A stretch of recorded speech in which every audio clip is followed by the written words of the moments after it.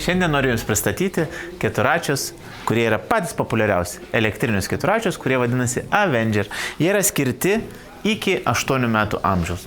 Tai praktiškai nuo bet kokio amžiaus, jeigu tik pasiekėt, iki kažkur 8 metų jau maždaug svarbu, kad keliai nesiremtų į vairą. Tai čia jau jūsų, sakykime, atsakomybė, bet maždaug taip skaičiuojam. Ką mes čia turim? Čia yra 1200 W variklis. 48 voltažo. Reiškia, jeigu 48 voltažo, tai yra kas? 4 baterijos. Jos stovi tokioje dėžėje, kurią galima atsisukus išsiimti.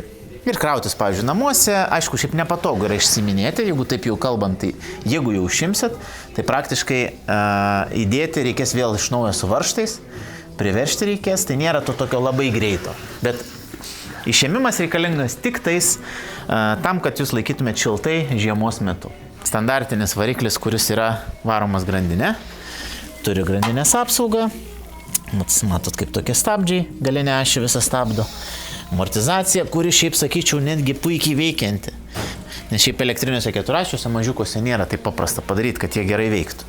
Tai jeigu matot, tai tikrai puikiai funkcionuoja. Taip. Vėliavėlė visai smagi. Dabar šiuose modeliuose atnaujintuose yra, kad sėdynė yra pagal spalvą padaryta. Čia matot mėlyną, čia yra žalia.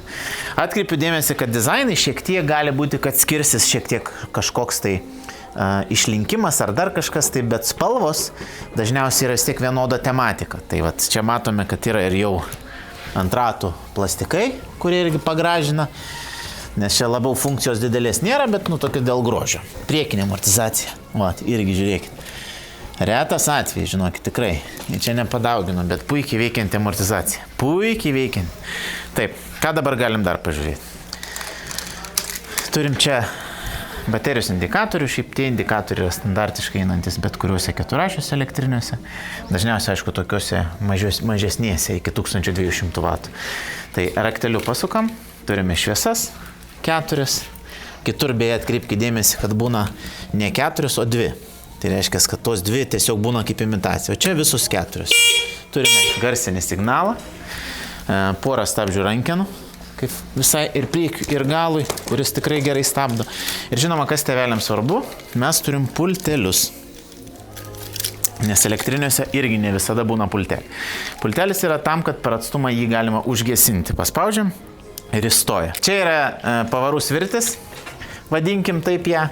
Bet visuose juose elektriniuose irgi mažiukose eina taip, kad čia yra priekis, čia yra off ir atbulinis. Off reikalingas tam, kad jūs galėtumėte įstumti, pavyzdžiui, neįjungtą. Va.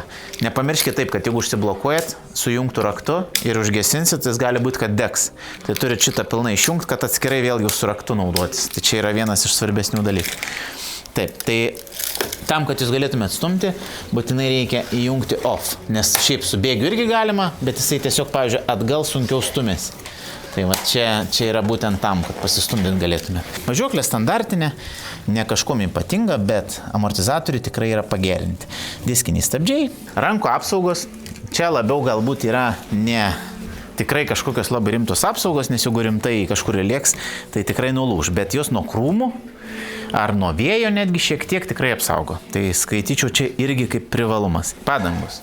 Padangos yra šiaip, ne šiaip tik, kad nestandartas, bet ir jeigu atkreipsi dėmesį, gale platesnės, priekis siauresnės. Jos yra didesnės, nes aš pademonstruosiu kitą.